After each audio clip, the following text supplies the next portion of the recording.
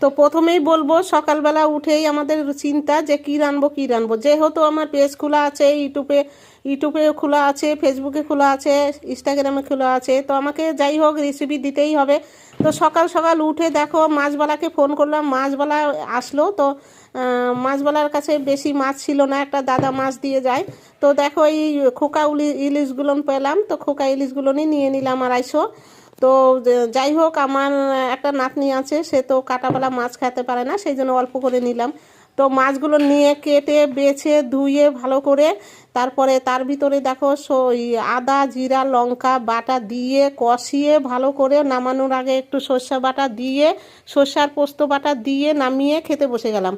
তো দেখো, যাই হোক, আমাদের ভাত খাওয়ার অভ্যাস, আমাদের তো ভাত না খেলে থাকাই যাবে না, আমরা চামড়ি খেয়ে থাকতে পারি না। তো যাই হোক, আমার ফেসবুক থেকে যদি তোমরা দেখো তাহলে ফলো করবা, ইনস্টাগ্রাম থেকে দেখলে ফলো করবা, আর ইউটিউব থেকে দেখলে সাবস্ক্রাইব করে দিবা। সবাই ভালো থাকো, সুস্থ থাকো। কেমন হয়েছে রেসিপিটা অবশ্যই কমেন্ট করে জানাবা।